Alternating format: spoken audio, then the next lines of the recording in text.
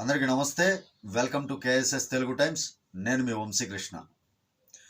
అధికారం కోసం జగన్మోహన్ రెడ్డి గారి పార్టీ అంటే వైఎస్ఆర్సిపి ఎంతకైనా దిగజారుతుంది అనే అంశం గురించి ఈ వీడియోలో నేను మీ ముందుకు ప్రస్తావించబోతున్నాను. దీనిలో ప్రతి ఒక్క విషయాన్ని కూలంకషంగా సాక్ష్యాధారాలతో సహా నేను మీ ముందుకు తీసుకొచ్చే ప్రయత్నం అయితే చేస్తాను. ఈ వీడియో నచ్చితే ఖచ్చితంగా లైక్ చేయండి, ఛానల్కి సబ్స్క్రైబ్ చేసుకొని నన్ను కొంచెం సపోర్ట్ చేయండి. అన్యాయానికి ఏ పార్టీ అయినా సరే పార్టీలతో సంబంధం లేకుండా అధికారంలో ఏ పార్టీ ఉన్నా ఆ పార్టీ చేసే తప్పుల్ని ఎత్తి చూపే ప్రయత్నం అయితే చేద్దాం. కంటెంట్ నచ్చిన కొత్తగా ఛానల్ని చూస్తున్న వాళ్ళు ఛానల్కి సబ్స్క్రైబ్ చేసుకొని నన్ను కొంచెం సపోర్ట్ చేయండి. మీకు తెలిసిన వాళ్ళందరికీ ఈ వీడియోని షేర్ చేయండి. వైఎస్ఆర్సిపి అధికారం కోసం ఎదుటి వాళ్ళు ఎవరైనా సరే ఎంతకైనా సరే దిగజారిపోతారు అనుకోవటానికి ఈ వీడియోలో నేను చెప్పే కొన్ని అంశాలే సాక్ష్యాలు అన్నమాట. ఇంతకుముందు అంటే రాజశేఖర్ రెడ్డి గారు, చంద్రబాబు నాయుడు గారు అధికారంలో ఉన్నప్పుడు లేదా ప్రత్యర్థులుగా ఉన్నప్పుడు ఏ పార్టీ అధికారంలో ఉన్నా సరే పార్టీకి సంబంధించినటువంటి సిద్ధాంతాల పరంగానో లేదంటే పార్టీల మేనిఫెస్టోల పరంగానో వాళ్ళు విమర్శించే తీరు చాలా హెల్దీగా ఉంటుంది. హెల్దీ మీన్స్ ఎక్కడా కూడా సొంత విమర్శలు లేకుండా ఎబ్బెట్టుగా అంటే వినడానికి కొంచెం ఇబ్బందిగా ఉండే పదజాలాలు లేకుండా చాలా చక్కగా విమర్శిస్తూ ఎక్కడా కూడా బూతు పదాలు లేదా ఇంకొకటి వల్గర్గా మాట్లాడటాలు ఇలాంటివి లేకుండా చాలా హుందాగా విమర్శించుకునే వాళ్ళు. రాజకీయం కూడా వాళ్ళు చేసే ప్రభుత్వ పరిపాలన కూడా అదే విధంగా ఉండేది. ఎదుటి వాళ్ళు సపోజ్ చంద్రబాబు నాయుడు గారు గెలిచారు, రాజశేఖర్ రెడ్డి గారు ముఖ్యమంత్రిగా అప్పటి వరకు ఏదైతే కార్యక్రమాలు చేశారో వాటికి ఎలాంటి విఘాతాలు కల్పించకుండా మంచి పనులు అయితే వాటిని కొనసాగిస్తూనే ఆ రెండు ప్రభుత్వాలు కూడా రాజశేఖర్ రెడ్డి గారు కావచ్చు, చంద్రబాబు నాయుడు గారు కావచ్చు, ఆ విధమైనటువంటి రాజకీయాన్ని జనాలకి ఎలాంటి ఇబ్బంది లేకుండా తీసుకెళ్లారు. బట్ వైఎస్ జగన్మోహన్ రెడ్డి గారు వచ్చిన తర్వాత కొత్త సిద్ధాంతాలకి తెరలేపారు. వాళ్ళు చేసిన మంచి పనులు చెప్పుకోవటానికి ఎలాంటి మంచి పనులు లేవు కాబట్టి ఎదుటి వాళ్ళు వాళ్ళని విమర్శిస్తుంటే ఆ విమర్శల ధాటికి తట్టుకోలేక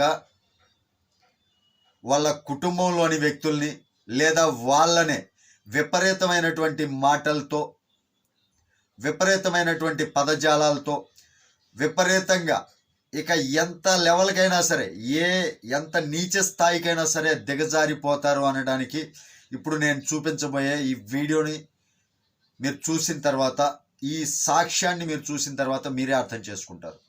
అప్పటికి మీరు అర్థం చేసుకోలేకపోతే ఇక అది మీ విఘ్నతకై వదిలేస్తున్నాను. ఇప్పుడు ఒకసారి ఈ వీడియో చూడండి. అందరూ బట్టలు ఇప్పారు, నువ్వు బట్టలు ఇప్పిన తర్వాత ఏం చేస్తావు ఒకసారి చెప్పు. చెల్లి టర్మిలా ఒకసారి చెప్పు. బాయ్. చూశారు కదా, పంచ్ ప్రభాకర్ డాక్టర్ ఏదో సమ్ యుఎస్ ఫారిన్ కంట్రీస్లో, యూకే అనుకుంటాను, ఫారిన్ కంట్రీస్లో వైఎస్ఆర్సిపి తరపున వైఎస్ఆర్సిపి అధ్యక్షుడు, ఏదో అధ్యక్షుడు కాదు, వైఎస్ఆర్సిపి ఇన్ఛార్జి ఫారిన్ కంట్రీస్లో, అలా ఆ పార్టీ తరపున పనిచేస్తున్నటువంటి వ్యక్తి ఎంత నీచంగా మాట్లాడతాడంటే, కొంచెం చదువుకున్నాం, ఇంగితం కలిగి ఉండాలి, సంస్కారం ఉండాలి, ఇలాంటివి ఏమీ లేకుండా ఎంత దిగజారిపోయి మాట్లాడాడు చూసారా. షర్మిల, యాక్చువల్గా షర్మిల గారు వైఎస్ షర్మిలారెడ్డి గారు తన అన్న జైల్లో ఉన్నప్పుడు 3200 కిలోమీటర్లు తిరిగి రాజశేఖర్ రెడ్డి సిద్ధాంతాలను మా అన్న నిలబెడతాడు, జగనన్న నిలబెడతాడు అన్న ఉద్దేశంతో అన్నకి సపోర్ట్గా తిరిగి పార్టీని నిలబెట్టి, ఇప్పుడు ఏ క్యాడర్నైతే షర్మిలారెడ్డి గారు కూడగట్టారో అదే క్యాడర్ కదా ఇప్పుడు వైఎస్ఆర్సీపీలో ఉంది.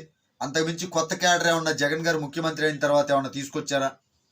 అప్పట్లో ఏ క్యాడర్నైతే షర్మిల గారు ఒక చోటికి మిళితం చేసి పాదయాత్రలు చేసి కష్టపడి జగన్మోహన్ రెడ్డి జైల్లో ఉండగా ఆ పాదయాత్రల ద్వారా పార్టీని, ఆ యొక్క క్యాడర్ని నిలబెట్టారో, తయారు చేశారో, 2019 ఎలక్షన్లో కూడా అదే క్యాడర్ ఉన్నారు, బలం పుంజుకున్నారు. ఎప్పుడైతే గెలిచారో ఆ తర్వాత తల్లి చెల్లి అని కూడా చూడకుండా బయటికి గెంటేసినటువంటి మహా గొప్ప చరిత్ర జగన్మోహన్ రెడ్డిది. సొంత తల్లి సొంత చెల్లి ఏమీ లేదు. సొంత చెల్లిని నానా మాటలు అన్నారు. జగన్మోహన్ రెడ్డి గారు బయటికి రావడానికి కారణం కూడా బ్రదర్ అనిల్ అండ్ భారతిరెడ్డి ఇద్దరు ఢిల్లీ వెళ్ళి ప్రణబ్ ముఖర్జీ అనుకుంటా ఆయన కాళ్ళ మీద పడి కదా తీసుకొచ్చింది. అప్పుడు పేపర్లో వేశారు, అప్పుడు న్యూస్ కూడా వచ్చింది.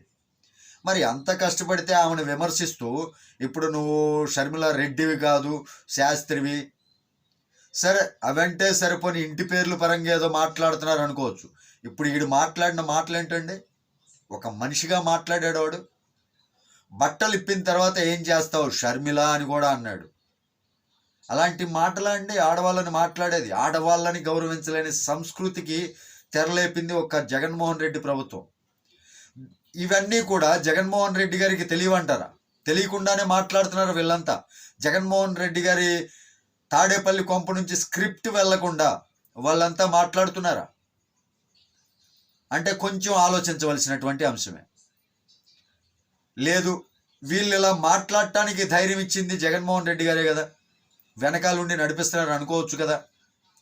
లేదు అంటే ఇలాంటి మాటలు మాట్లాడకండి అని ఖండించాలి కదా, వాళ్ళ మీద యాక్షన్స్ తీసుకోవాలి కదా. అవేమీ లేవు, అవేమీ చేయట్లేదు అంటే ఇందులో జగన్మోహన్ రెడ్డి గారి హస్తం ఉందా లేదా? మీరు కామెంట్ సెక్షన్లో తెలియజేయండి. జగన్మోహన్ రెడ్డి గారి హస్తం లేదంటారా?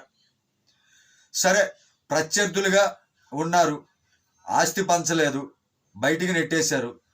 తన మానానేదో తన పార్టీ పెట్టుకుంది, కాంగ్రెస్లో విలీనం చేసుకుంది, గెలుస్తుందో ఓడిపోద్దో తర్వాత మ్యాటర్ అదంతాని.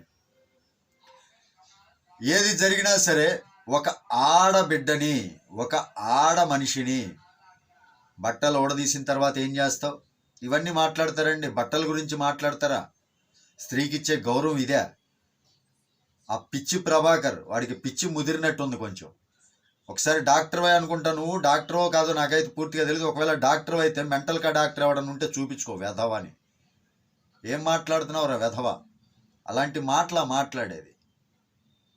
కొంచెమైనా ఇంగితం ఉండక్కర్లా. ఆడవాళ్ళని మాట్లాడేటప్పుడు ఎలా మాట్లాడాలి ఆ మాత్రం తెలియకుండా ఉంటారా? ఇదంతా కూడా జగన్మోహన్ రెడ్డి గారి కనుసన్నల్లో జరగట్లేదని ఎవరన్నా అనుకుంటారా? ఇవంతా కూడా చేపిస్తుంది జగనే అంటారు జనాలు. ఎంత నీచానికి దిగజారకపోతే సొంత చెల్లి ఆ రకంగా ఆ పేటీఎం కుక్కలు తిడతంటే తిట్టిస్తూ సునకానందం పొందుతున్నారు. ఎంత నీచానికి దిగజారాలా కేవలం పదవి కోసం? ఒక్కసారి ఆలోచించండి ప్రజల. నేను ప్రతి ఒక్క వీడియోలోనూ చెప్తుంది ఇదే. మన దగ్గర ఉన్నటువంటి ఒకే ఒక ఆయుధం ఓటు. ఆ ఆయుధంతోనే మనం ఇలాంటి అరాచక శక్తుల్ని అణగదొక్కాలి.